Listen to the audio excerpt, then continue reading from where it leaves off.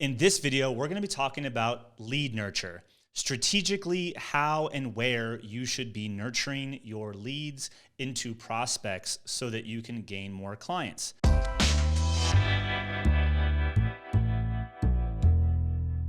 What's going on, guys? Greg Hickman here, and welcome back to the channel.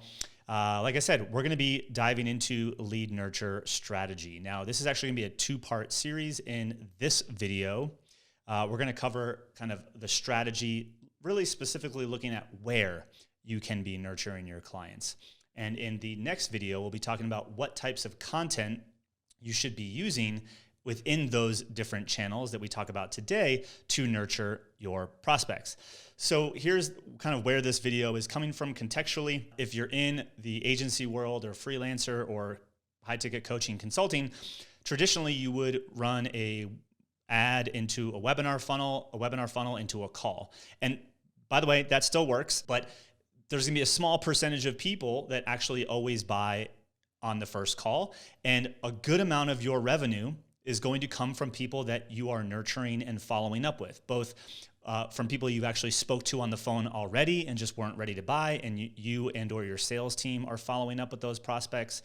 Or what we're really gonna talk about in this video, the content that you should be creating and where that content should live to stay top of mind with those prospects.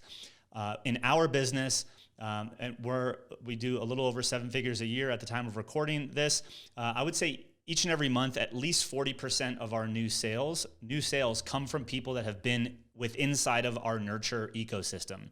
So in and around, hanging out, lurking in the shadows of the places that we're going to talk about in this video. There is a lot of money to be made in the follow-up.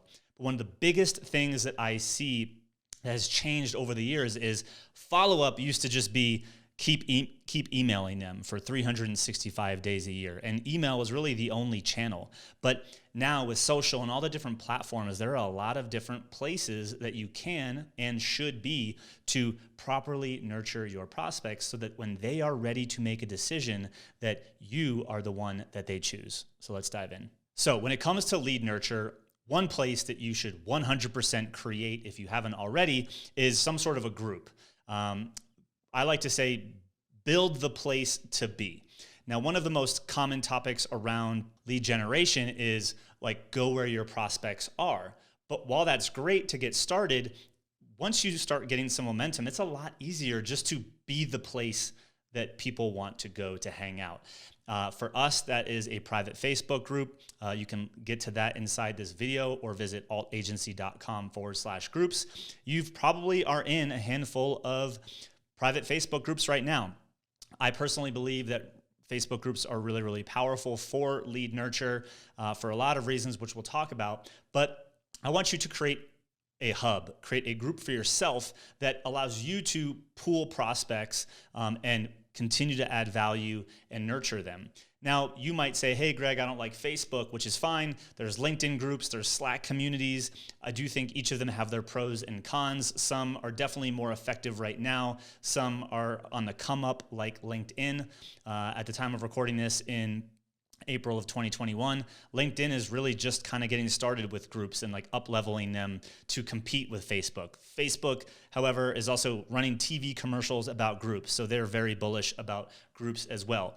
So it could be that. It also could be a local meetup.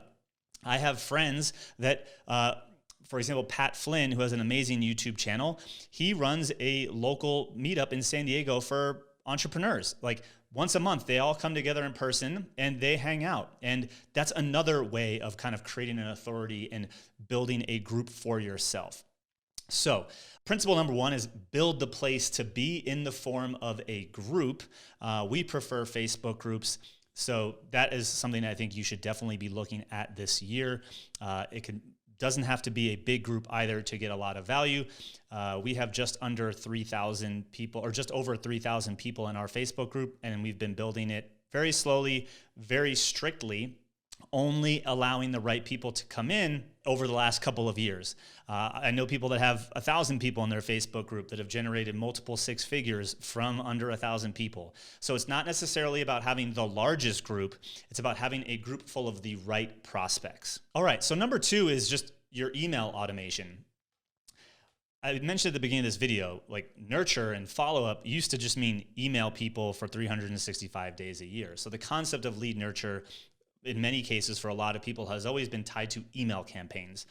Well, in most industries, or many at least in our space, like on average, you get 18 to 20% open rate. So even if you had a list of thousands upon thousands of prospects and you're emailing them and that's your only channel, your message isn't even getting in front of all of them. So while it's a great channel and you should be emailing, I'd say at least 2 to 4 times per week to your list, it's not the only one, but it is one. And one of the biggest mistakes I see is because people see that their open rate is maybe only 20%, they actually email less frequently because they feel like they're bombarding or spamming their list. The problem is, if you're spamming your list, you're probably not adding value.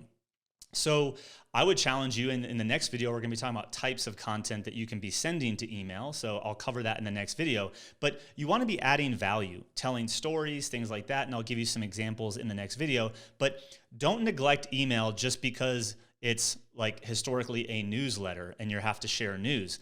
You can tell stories, you can have calls to action, you can do promotions, you can point people to other content in these other platforms that we're talking about. I do a live training in our free Facebook group every single Wednesday. I can email my list on Wednesday reminding people to show up to that training and I'll see a spike in my attendance. I can follow up later in the week with another email saying, hey, catch the replay of that training. So you can use email, just like any one of these other channels, to cross-populate the other places that you are spending your time. So first is build yourself a group. We recommend Facebook groups. The second is to leverage your email list by having email campaigns and automation that are going out 2 to 4 times a week. Number 3 is retargeting. So retargeting ads. There might be people that are coming to your homepage, or there might be people that click on your ad and go to opt into a webinar or a masterclass of some sort or a PDF and not actually opt in. You can retarget those people. You can retarget people that have been inside your Facebook group, that have been on specific pages of your website. You can retarget people on your email list. So like I just said, if only 20% of people open your email, but you can then run an ad to people on your email list with a similar message, you might get in front of them on their social platform where you are running those ads. Again, this could be Facebook ads, this could be Google retargeting, depending upon where your audience really hangs out. If only a small percentage are opening email and that's your only channel, well, get in front of them using paid ads. Running retargeting campaigns, you can literally get started for a couple bucks a day, depending upon how big your audience is, and you will then be top of mind. And again, in next video, I'm going to share different types of content that kind of pillar content that you can be retargeting people with. But really, in essence, all of these different platforms, group, email, retargeting, the upcoming ones, the content is going to be interchangeable. You're really just getting in front of your ideal prospect to stay top of mind. So again, you always need to come from a place of value and trying to be of service. This is not just always retargeting to make a call to action to buy, but you might say, hey, don't forget to join our free Facebook group. That could be a retargeting ad from someone on your email list. You could say, hey, I was working with a client the other day and I wanted to share some of their success. Like you could share client testimonials and wins and case studies. There's a lot of different ways you can use retargeting. You could retarget people with just your weekly YouTube video. If I want to make sure that this video gets out in front of my email list, instead of just emailing them to say, hey, here's the link to the YouTube video, I could run a retargeting ad to my email list. So now I'm pushing my YouTube video in a Facebook ad to everyone that's on my email list. So I'm bringing the content to them versus always driving them to the content. And retargeting is really, really great for that.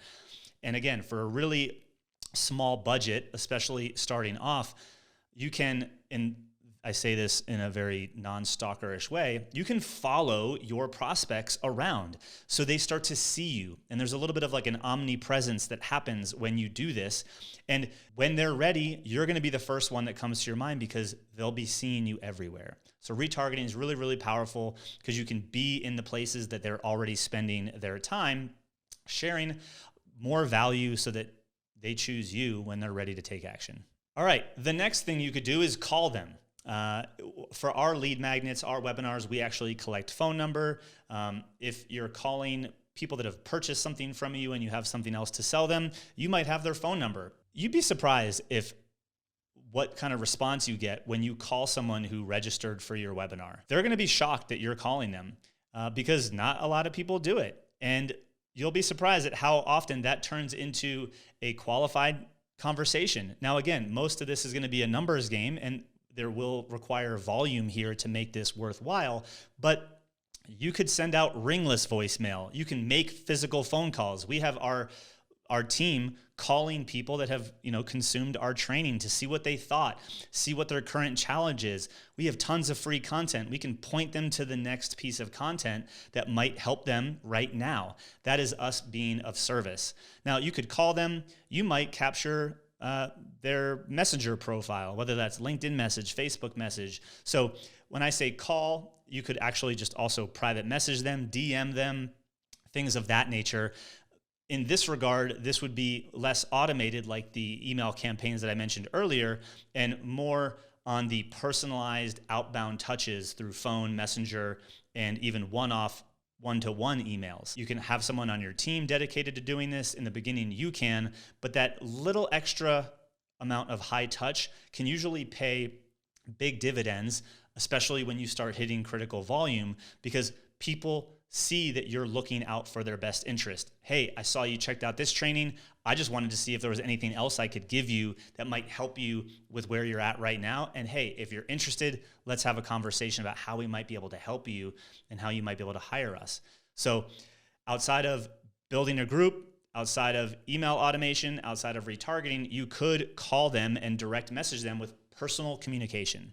Now, the next thing is the fifth location, which is just your social profiles. So you're watching this on my YouTube channel. Maybe you have a YouTube channel. You could use your LinkedIn profile, your Facebook business page. You might be a stud on Instagram and make really great carousels. You might really like Twitter. My point is, you want to be creating value add content in these channels. Now, in the beginning, I recommend you pick at least one. You don't try to be in all of these channels at the same time. That is a recipe for disaster. But if you run a group, if you have emails, if you're doing retargeting, and you're consistently putting out value on your social profiles, you can drive people to that. When people see your ads, when people see one thing and they go to your other channel, you're going to build more authority because they're going to see you constantly talking about the same things in the same places, or in different places rather. So don't neglect your social profiles. Now, the sixth thing is actually audio. Originally, I would have just said podcast. Podcast is a great place to nurture prospects. You're in their earbuds. Your voice is, with them when they're driving to work or they're working out or they're cooking. Now we have Clubhouse and other forms of audio that are ways for you to show up in their world, adding value only using your voice. So we have groups, we have email automation, we have retargeting, we have personalized outbound with phone calls, with DMs, etc. We have adding value on your social profiles, whether that's Facebook, LinkedIn, YouTube, Instagram, etc., and using your voice through a podcast or a Clubhouse. Those are 6 different locations that you can and should be harnessing over time to stay top of mind with your prospects. Now, a few tips before you jump into using these. 1, you don't want to do all of these at once. I highly recommend that you spend some time rolling out and mastering and kind of getting consistent with one channel at a time. If you can't even email your list 2 to 4 times a week, get good at that before you're also trying to release a YouTube video every week. So I really recommend you kind of stack one on top of the other as you build proficiency and consistency in each of those channels. Now, the last tip is to subscribe to this channel, because we release a new video like this each and every week, and click that notification bell, because next video, I'm going to break down different types of content that you can be using inside of these channels. Because one of the number one challenges I see people face is, Greg, I know I need to show up more. I know I need to produce content. I just don't know what to say. So if you don't know what to say to nurture your prospects, we're going to cover that in the next video. But I want you to leave a comment below this video with the next channel that you are going to focus on and master as a part of your lead nurture strategy. Till next time, take it easy. See you soon.